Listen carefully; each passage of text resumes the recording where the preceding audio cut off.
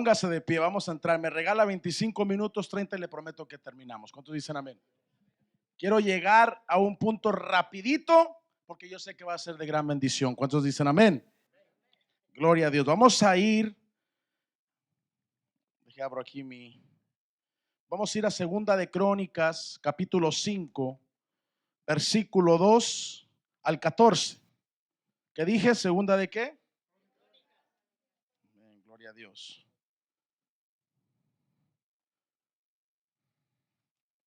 Segunda de Crónicas.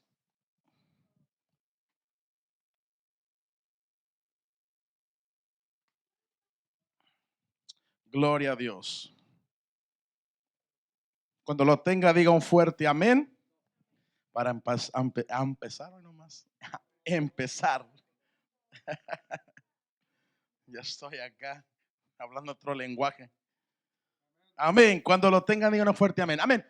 Antes de que empecemos, hermano, estaba meditando en la palabra que nuestro hermano evangelista Joel López nos dio allá con el hermano Melvin. ¿Cuántos recuerdan esa palabra? Y cuando meditaba en esta palabra, empecé a discernir las cosas, empecé a ver las cosas. A un momento dado que cuando hablábamos con el pastor Jorge decíamos, es algo que nosotros tenemos que mantener. Amén. La palabra se puede dar, pero ahora es de nosotros mantener lo que Dios ya ha dado. ¿Cuántos dicen amén? Y un poquito más empecé a meditar en esto. Y el Señor me lleva a este capítulo 2 el libro 2 de Crónicas, capítulo 5, de 2 al 14. Y vamos a leer algunas de las cosas que tuvo que hacer. ¿Quién conocía a Salomón en la palabra? Amén. ¿Qué es lo que tuvo que hacer Salomón? De trasladar la arca del pacto. ¿Qué sucedió de trasladar la arca del pacto de donde estaba el templo, el templo que él había hecho para el Señor? Y sucedieron varias cosas que el día de hoy la iglesia tenemos que aprender para poder mantener el fuego de Dios o la palabra de Dios que Dios nos ha dado. ¿Cuántos dicen amén? En este día he puesto como título a esta predicación, hermano, trasladando el arca del pacto. Amén. Vamos a leer primero el capítulo 5, versículo 2 al 4. Amén. Y cuando lo tenga, diga un fuerte amén. Dice: entonces Salomón reunió en Jerusalén a los ancianos de Israel y a todos los príncipes de las tribus, los jefes de las familias de los hijos de Israel, para que trajesen el arca del pacto de Jehová de la ciudad de David, que es Sión. Dice: y se congregaron con el rey todos los varones de Israel para la fiesta solemne del mes séptimo. Estas son algunas de las fiestas que se solían hacer en aquel tiempo. Dice: y vinieron pues todos los ancianos de Israel y los levitas tomaron el arca. Vinieron pues todos los ancianos de Israel, y llevaron el arca y el tabernáculo de reunión y todos los utensilios del santuario que estaban en el tabernáculo. Los sacerdotes y los levitas los llevaron.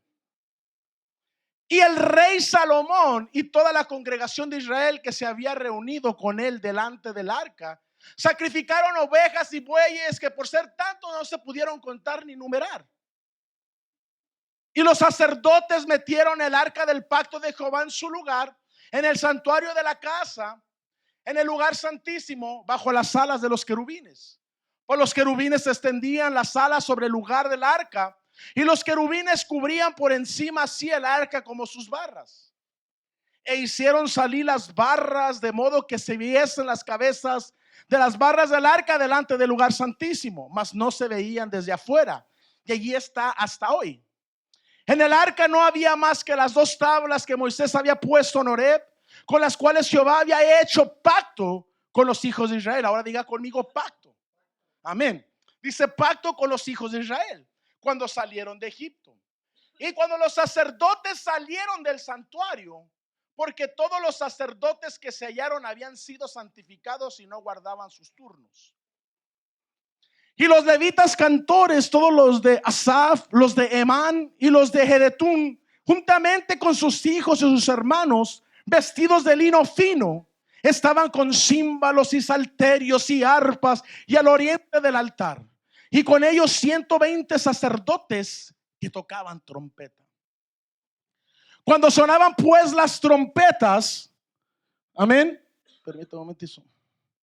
Vamos a leer nomás hasta el 13. Cuando sonaban pues las trompetas y cantaban todos a una para alabar y dar gracias a Jehová, y a medida que alzaban la voz con trompetas y címbalos y otros instrumentos de música, y alababan a Jehová diciendo: porque Él es bueno, porque su misericordia es para siempre. Entonces la casa se llenó de una nube, la casa de Jehová. Está ahí. Señor, te damos gracias, Padre, en esta hermosa noche, Señor. Te pedimos, Padre, que abras nuestro entendimiento, el deseo de ver tu palabra, Padre, como comida, Señor, a nuestro ser, Señor. Y en esta tarde, Padre, en esta noche, manifiéstate con poder y unción, Padre, y que hoy podamos ver la mano sanadora, Señor, la mano restauradora y la mano de poder, Señor, en nuestras vidas. Todo esto te lo pedimos en el nombre de Jesús. Amén y amén. Puede sentarse, hermano. Amén. Trasladando el arca del pacto. Amén. Ahora, cuando entramos a ver qué es lo que la arca del pacto significa, tenemos que entender primero el significado de esto. Porque nosotros no podemos estudiar algo que no tenemos conocimiento en. Porque si no, vamos a leer solo el texto y el contexto no va a hacer sentido. Amén. Entonces, para que usted pueda y para que yo podamos entender qué es lo que se trasladaba aquí, yo le voy a dejar saber qué era el arca del pacto. ¿Hay alguien aquí que sabía qué era el arca del pacto? ¿O qué representaba? Amén. Entonces, le voy a decir, según la tradición judía, el arca del pacto, el arca de la alianza, como usted lo quiera llamar, era un cofre sagrado ubicado en el lugar santísimo. Ahora, podemos entender que cuando Moisés estaba en el desierto, hacían tiendas para que pudieran alabar al Señor. En estas tiendas estaba el lugar santo, el lugar santísimo y así. Entonces, en el lugar santísimo era donde habitaba la presencia de Dios. Amén. Y donde habitaba la presencia de Dios es donde estaba la arca del pacto.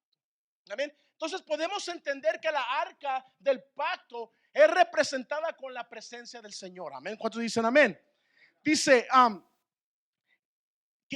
dice que sagrado, ubicado en el lugar santísimo del tabernáculo, que más tarde se colocó en el templo de Jerusalén, construido por Salomón. Se hizo por mandato de Dios según su diseño. Entonces podemos entender ahora que la arca del pacto estaba en donde, cuando estábamos leyendo, si usted puso atención, ¿dónde estaba primeramente la arca del pacto?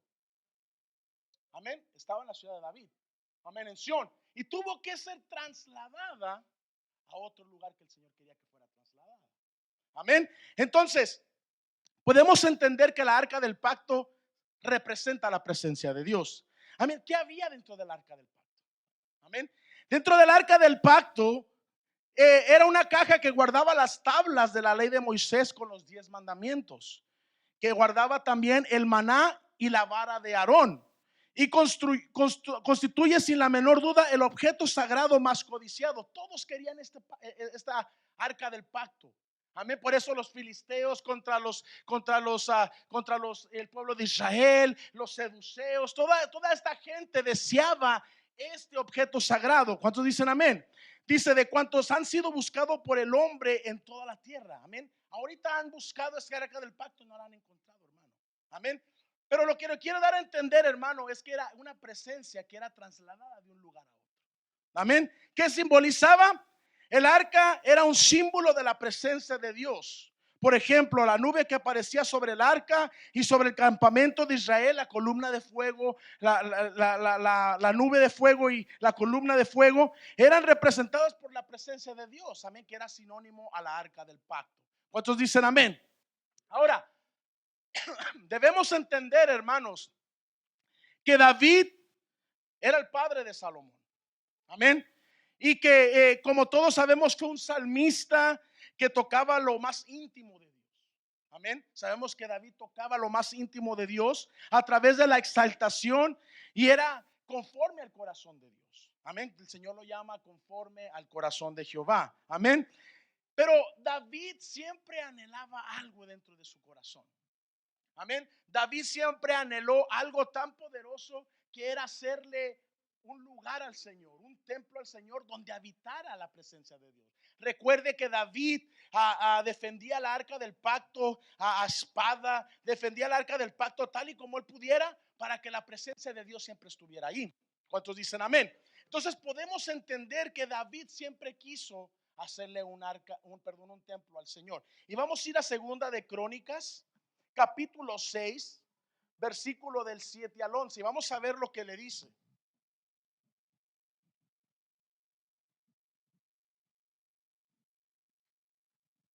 Amén. Y dice así: y David, mi padre, tuvo en su corazón edificar casa al nombre de Jehová, Dios de Israel. Mas Jehová dijo a David, mi padre, respecto a haber tenido en tu corazón deseo de edificar casa en mi nombre, bien has hecho en haber tenido esto en tu corazón. Fíjense cómo le dice el Señor. Pero dice, pero tú no edificarás la casa. Amén. Sino tu hijo que saldrá de tus lomos. Amén. Aún aquí Salomón todavía no nace. Aún aquí Salomón todavía no existe. Pero le dice, mira, sino tu hijo que saldrá de tus lomos, él edificará casa a mi nombre. Amén. Dice, y Jehová ha cumplido su palabra que había dicho, pues me levanté yo en el lugar de David mi padre y me he sentado en el trono de Israel como Jehová había dicho. Y he edificado casa en el nombre de Jehová, Dios de Israel. Oye Salomón hablando. Dice, y en ella he puesto ¿qué? El arca. En otras palabras, he puesto la presencia de Dios, en la cual está el pacto de Jehová que celebró con los hijos de Israel. ¿Qué era el pacto de Dios con Israel? ¿Alguien me puede decir qué era el pacto? Usted tiene que saber esto, hermano, porque si no da miedo. ¿Qué era el pacto de Dios con Israel? El pacto de Dios con Israel es que Dios iba siempre a estar con ellos, que los iba a librar y que los iba a sacar de la esclavitud. ¿Correcto? Entonces sabemos que Dios siempre tenía o iba a estar con el pueblo de Israel, estuviera como estuviera. El pueblo de Israel era infiel, pero el Señor permanecía ¿qué? Usted permanece infiel, pero Dios se permanece. No soy cabezón yo, pero Dios se permanece. Dios ha pactado con nosotros, hermano. Dios siempre ha querido estar con nosotros. El humano, el hombre, la mujer no ha querido que el Señor habite en nosotros. Amén. Entonces le dice, mira, yo he tenido un pacto con los pueblos de Israel y yo voy a mantener ese pacto con ellos. ¿Cuántos dicen amén? Entonces podemos entender que había un pacto delante del pueblo de Israel con el Señor. Amén. Entonces es importante entender, hermanos, que lo que Dios cumple con su mano, ya lo ha declarado con su boca. Lo que Dios ha prometido en nuestras vidas, Dios ya lo declaró. Amén. Yo no sé si usted me está escuchando, hermano. Lo que usted, hermano, lo que usted y yo, hermano, debemos entender es que lo que Dios cumple con su mano, Él ya lo declaró con su boca. ¿Qué ha declarado Dios hacia nosotros? Que Él va a estar con nosotros. Amén. Yo no sé si usted se la cree, hermano. Dios ha prometido estar con nosotros. Dios ha prometido ser fiel con nosotros. Dios ha dicho que tendrá amor hacia. Entonces, si Dios ha declarado algo ya con su mano, ya lo ha declarado con su boca. ¿Cuántos dicen amén? Entonces podemos entender que lo que Dios se cumple con su mano ya lo ha declarado con su boca. Dios prometió a David la construcción del templo en Jerusalén. Amén. Y lo que sucedió acerca de la manifestación de la gloria de Dios quedó marcado para siempre en la vida del pueblo de Israel y de Salomón. David había preparado el camino para Salomón para ser el heredero de la manifestación. Le dice, mira David, yo sé que tú tienes tanto anhelo de hacerme un templo. Mira, hermano Pastor Jorge, yo sé que tú has siempre querido hacer habitar en la presencia del Dios conmigo. Hermana Sandra, amén, hermana Patti, hermano Francisco, hermana Leti. Pero ¿sabe qué le prometió el Señor? Mira, no vas a ser tú. Lo que tú estás haciendo es estás preparando el camino para que tu hijo alcance la manifestación del Espíritu. Lo que usted y yo estamos haciendo es para que nuestros hijos vean la manifestación de lo que se aproxima en la vida de nosotros. Muchas veces, hermano, nos preguntamos, pero ¿qué será el propósito? ¿Usted cree que David no se preguntó cuál era el propósito mío? Amén. Y ahí mismo le contesta, mira, tú estás preparando el camino para que Salomón vea la manifestación de la gloria de Dios.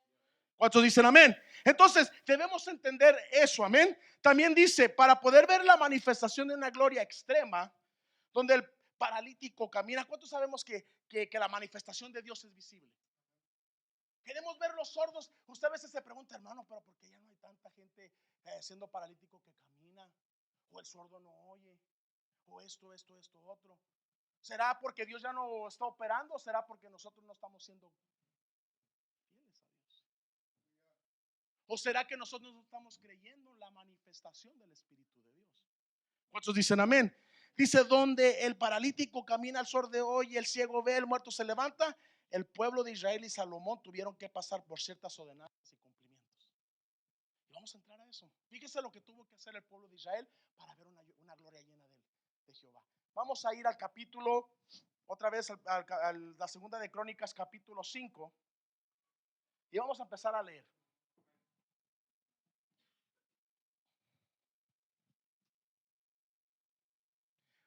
Versículo 1, por favor. Y vamos a ir rapidito para acabar con eso, para que usted y yo entendamos. Dice, y acababa toda la obra que hizo Salomón para la casa de Jehová. Metió Salomón las cosas que David su padre había dedicado, y puso la plata y el oro y todos los utensilios en los tesoros de la casa de Dios. Versículo 2.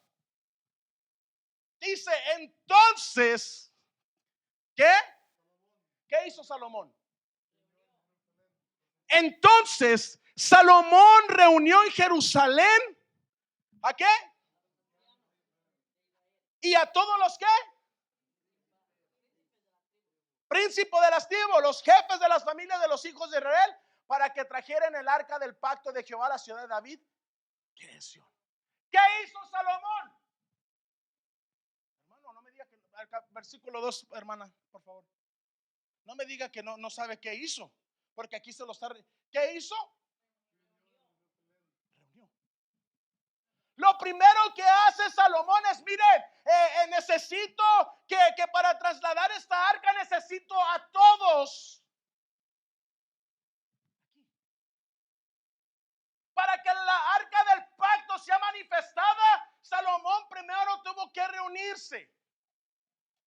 Se tuvo que reunir con los ancianos de Israel y todos los príncipes de las tribus, los jefes de las familias de los hijos de Israel, con todos. Lo primero que tuvo que hacer Salomón era congregarse. ¿Cuántos dicen amén? Y fíjese lo que dice Hebreos 10:25. Salomón necesitaba que la gente se reuniera. Lo primero que tenemos que hacer es reunirnos, congregarnos. Mire, 10:25, no dejando de congregarnos. ¿Cómo qué? Sí, hermano.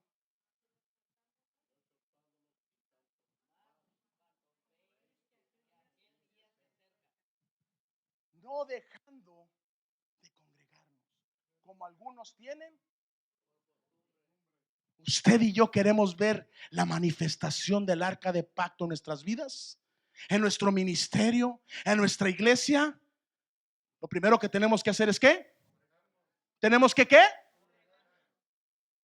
No dejando de congregarnos como algunos tienen por.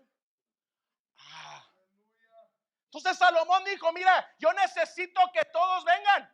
Hermano Toño, yo necesito que nadie se quede. Todos. Otra vez el versículo 2 del capítulo 5, por favor. Todos. Amén. Dice, necesito que todos estén aquí porque necesito que la arca del pacto sea trasladada. ¿Cuántos dicen amén? Y podemos seguir. Lo primero que hicieron es ¿qué? Congregarse. Amén. Reunirse. Ahora vamos a seguir leyendo. Capítulo 3. Versículo 3, perdón. ¿Y qué hicieron? Con el rey, todos los varones de Israel, para la fiesta solemne del mes séptimo. Vinieron pues todos los ancianos de Israel y los levitas tomaron el arca. ¿Qué hicieron? Tomaron la presencia. Y llevaron el arca y el tabernáculo de reunión y todos los utensilios del santuario que estaban en el tabernáculo. Los sacerdotes y los levitas ¿de quién era la responsabilidad de llevar el arca del pacto? ¿De la gente, de los ancianos? ¿De quién era? ¿Y quién? Y levitas.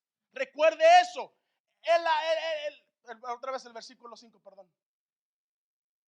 La responsabilidad era de los sacerdotes y de los levitas llevar esa arca del pacto.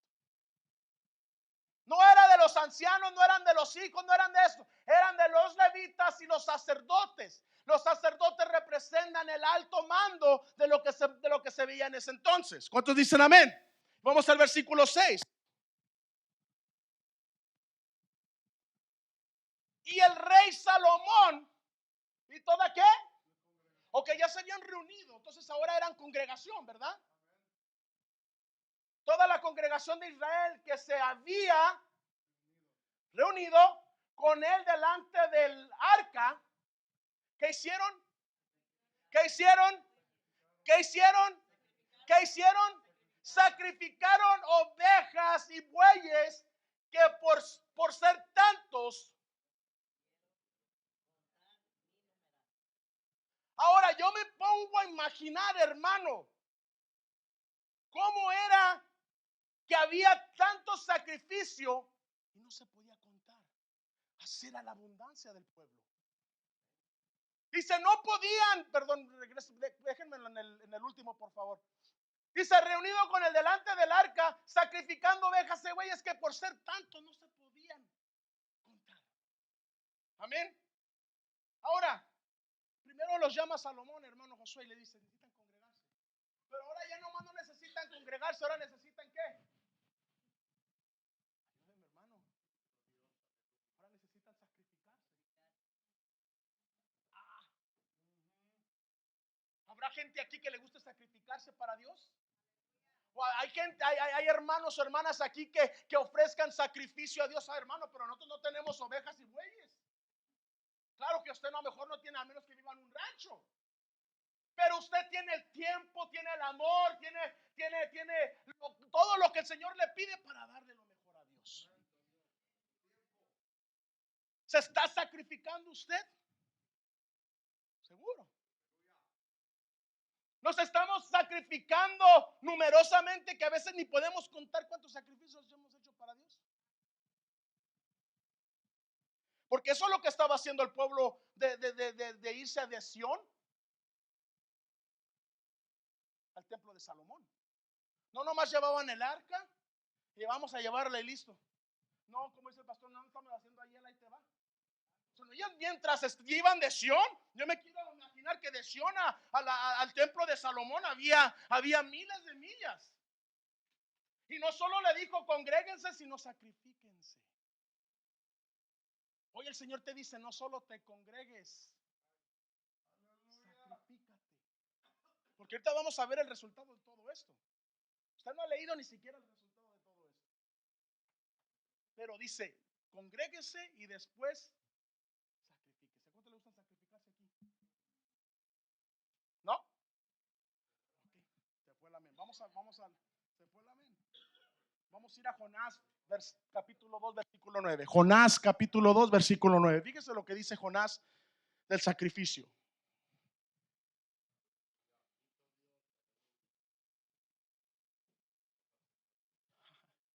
Esto está poderoso, hermano. Porque fíjese lo que hacía Jonás. Mas yo con voz de ¿qué? Entonces eso quiere darme a entender que alabanza no nomás es cantar, sino es un estilo de ¿qué? De vida. Tú no puedes solamente cantar voces de yo me esforcé para cantar. No, hermano, alabanza quiere decir un estilo de vida, mas yo con voz de alabanza te ofreceré sacrificio. Yo pagaré lo que prometí, las salvaciones de Jehová. ¿Viste cómo le dice Jehová? ¿Cómo le dice, perdón, Jonás a Jehová? Mira, Señor, yo a lo mejor no sé cantar.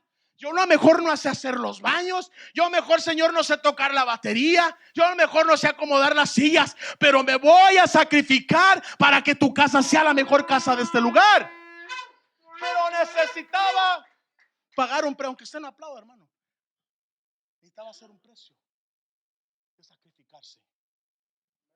No, hermano, es que usted no sabe cuánto me tomó para llegar aquí, hermano. Por favor, esas son sacrificios baratas. ¿Qué se está sacrificando usted? ¿Qué me estoy sacrificando yo? Eso me puso a pensar. Yo no me he sacrificado nada, hermanos, para el Señor.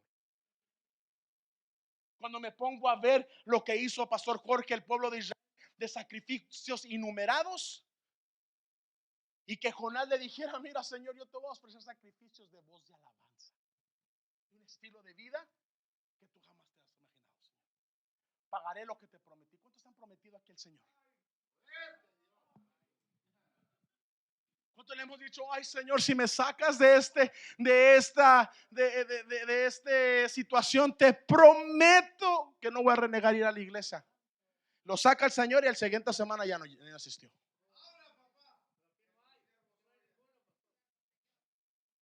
Pero somos grandes sacrificadores para la obra del Señor, ¿verdad? Ay, Señor, si te prometo que si tú aumentas mis finanzas, Señor, te prometo que te voy a diezmar como nunca antes. Para las otras hermanas, hermano, ya se le olvidó. ¿Cuántos dicen amén? Hay que ser sinceros, hermano. Aquí hasta el más ungido, hermano. Amén. Hasta el más ungido. No le hemos sacrificado nada al Señor comparado a lo que el pueblo de Israel había sacrificado al Señor. ¿Cuántos dicen amén? ¿Qué hicieron primero? ¿Qué hicieron? Reunirse, congregarse.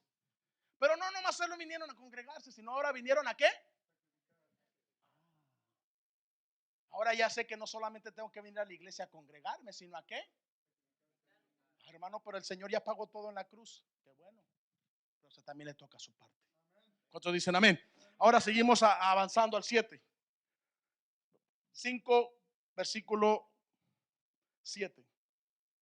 Y los sacerdotes metieron el arca del pacto de Jehová en su lugar, en el santuario de la casa, en el lugar santísimo, bajo la sala de los querubines. 8. Pues los querubines extendían las alas sobre el lugar del arca, y los querubines cubrían por encima así el arca como sus barras. 9.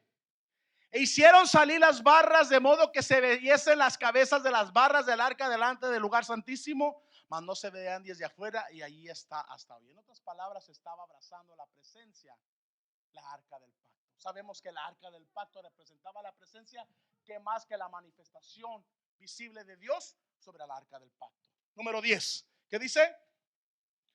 Y en el arca no había más que 2 tablas que Moisés había puesto en Horeb, con las cuales Jehová había hecho pacto con los hijos. ¿Con quién había hecho pacto?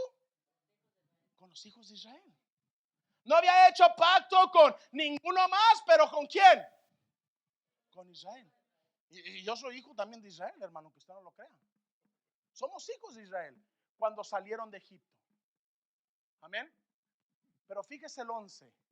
Y cuando los sacerdotes salieron del santuario, porque todos los sacerdotes que se hallaron habían sido santificados y no guardaban sus turnos.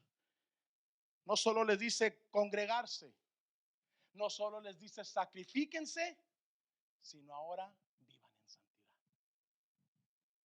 Necesito gente que esté en santidad por mi presencia.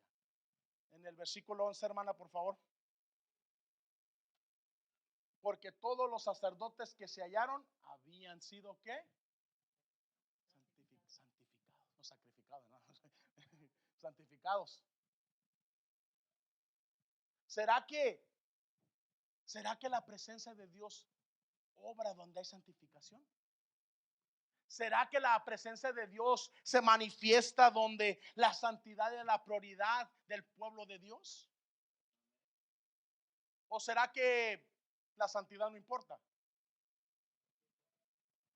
Porque aquí me está diciendo en segunda de Crónicas que hallaron todos que habían sido santificados. No solo les dice, mira, no se congreguen, pero tampoco nomás santifíquense. Porque algunos nomás se querían congregar y luego ya nomás otros poquitos más se querían congregar y sacrificar. Pero habían otros que querían congregarse, sacrificarse y santificarse. Vamos a ver.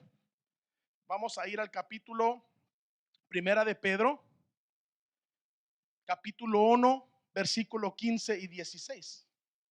Primera de Pedro, capítulo 1, 15 al 16.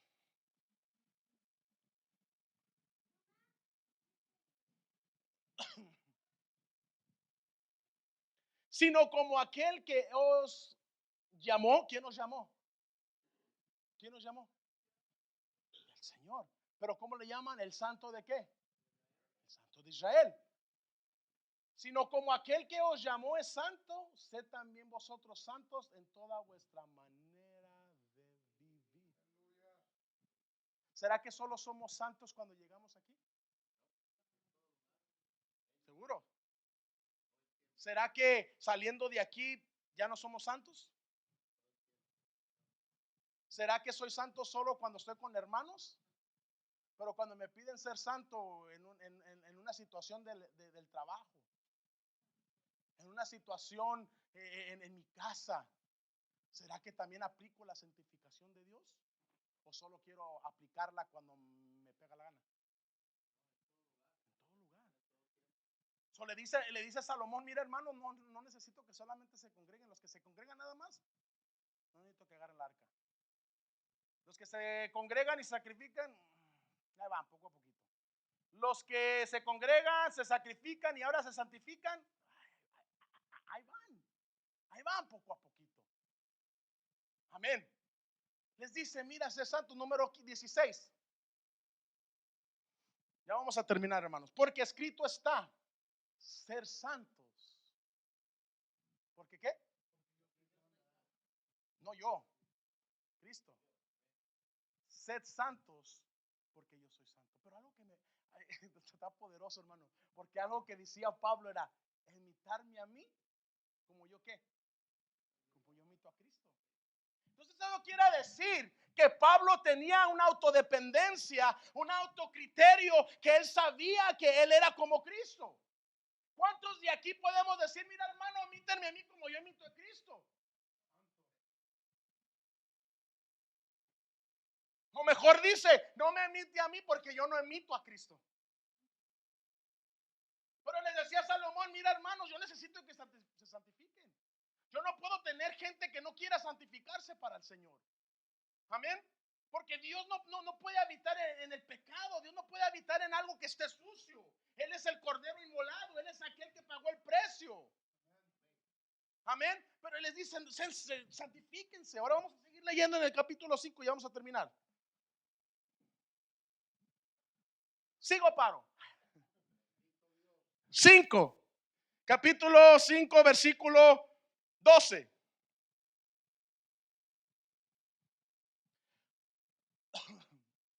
De Crónicas. Primera de Crónicas 5:12.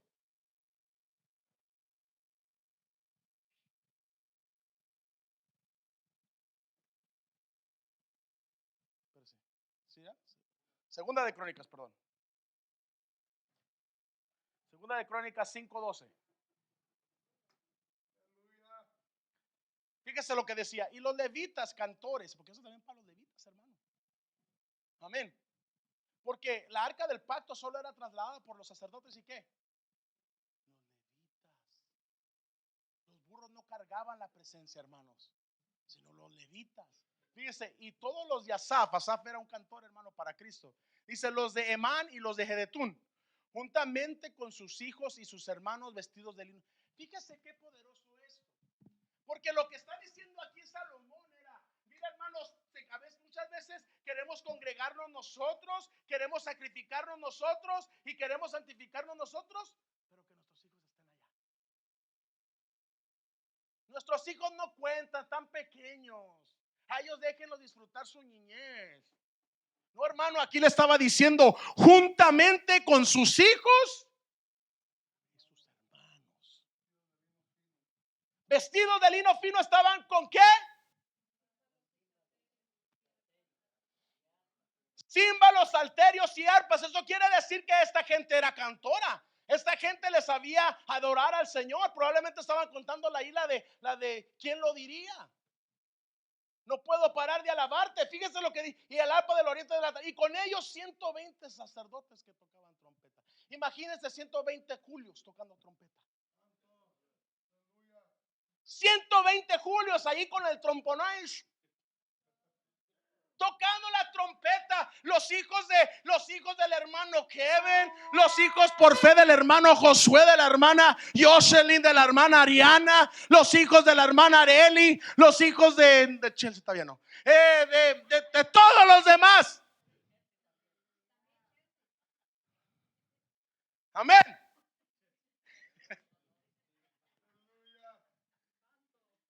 Amén. Con todos andaban con címbalos.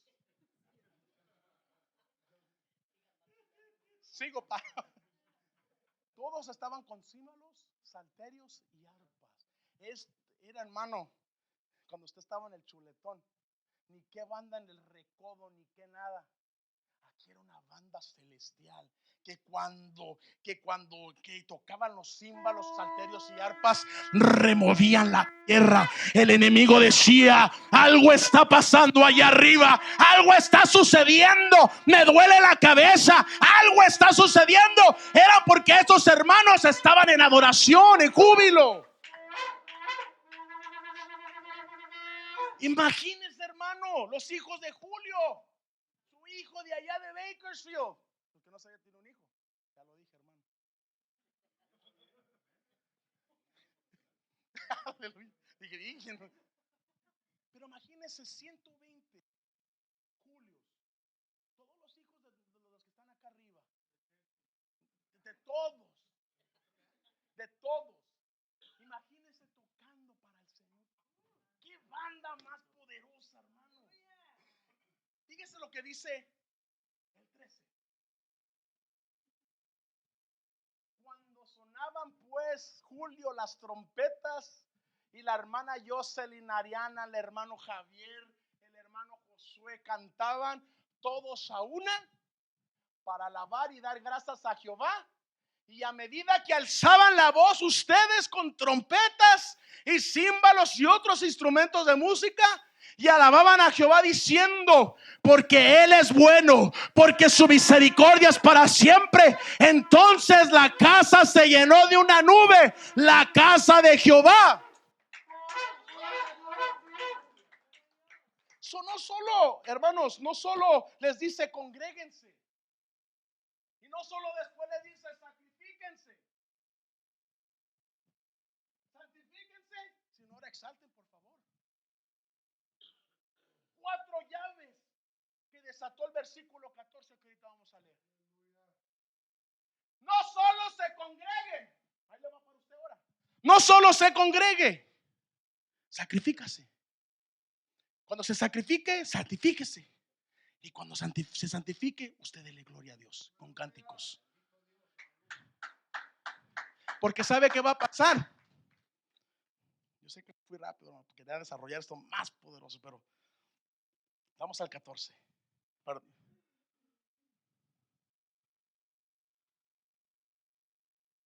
Vamos al 3 otra vez. Perdón. Dice: entonces, después de hacer todo esto, hermanos, después de que hagas tú todo esto en tu casa, después que hagas todo esto en tu ministerio, en tu iglesia, entonces la casa se llenó de una nube. ¿Cuál casa? ¿Y cuál es la casa de Jehová? Fíjese lo que dice el 14. Ya se llenó la casa de una nube. Ahora dice: y no podían el hermano Kevin, el hermano Francisco, el pastor Jorge, el pastor Anthony, el pastor Peter, perdón, el hermano Peter, estar allí para ministrar por causa de la nube. Porque la gloria de Jehová había llenado la casa. Ese es todo el lema, hermano. Usted quiere llenar la casa. Usted quiere llenar su casa de gloria. no solo se congregue, no solo se sacrifique, no solo se santifique, pero también exalte a Cristo. Entonces, hermano, cuando la iglesia aprenda a hacer estas cosas, entonces vamos a poder la nube que no podían los sacerdotes estar allí para ministrar, porque la causa de la nube, por causa de la nube, porque la gloria de Jehová había llenado la casa. Qué poderoso, hermano. Yo cuando el pastor Joel nos dio esa palabra, decía yo, algo tiene que ver algo tiene que ver detrás de todo esto. Algo tiene que ver, no solo es una palabra declarada, pero tiene que ser una palabra que manifestada. ¿Y cómo la vamos a hacer manifestar? Ahí está.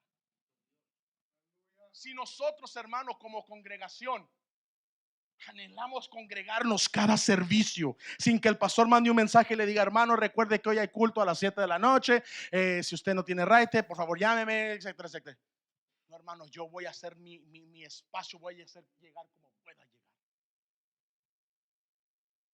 Y no solo eso, pero ¿sabe qué? Ay, empezó mi fútbol y mi novela. ¿Cómo le voy a hacer? Tengo que lavar para la semana y a preparar el lonche. ¿Y cómo le voy a hacer? Tengo que ir a la marqueta. Pudiera ir a la marqueta el día antes, hermano. ¿Y qué fácil? Se va a sacrificar. No importa que no tenga para mañana que comer, pero voy a comer la palabra que es pan de vida, que es dulce a mi paladar, aquella que me nutre cuando más lo necesito. Pero no solo hermano Julio, no solo voy a sacrificarme, sino durante la semana voy a estar buscando la presencia de Dios. ¿Para qué? Para que cuando camine sea como la sombra de Pedro. Que el que camine delante de mí, detrás del lado, sea sanado, sea liberado, sea restaurado, sea levantado nuevamente. Amén. Eso es nuestro anhelo, hermano. Pero ¿sabe qué? No solo me voy a santificar durante la semana. Cuando esté en el baño y me esté yendo de la patada, voy a levantar una voz de clamor. Ay, Señor, no tengo para la renta y la tengo que pagar en 1 hora. Dios ha sido bueno. Dios. Y usted en su recámara derramando sus lágrimas, y mientras el Señor manifestando su gloria en su necesidad. Eso es lo que quiere Dios del pueblo de nosotros. ¿Para qué? Para que esta casa sea llena, hermano. Entonces veremos al paralítico caminar, entonces veremos al sordo oír, entonces veremos al endemoniado ser liberado, entonces veremos las aguas partidas en dos, entonces veremos que nuestros hijos le servirán a Dios para siempre. ¿Cuántos dicen amén? ¿Cuántos entendimos? Dije que iba a ser corto, hermano, me extendí un poco más. Póngase de pie, amén.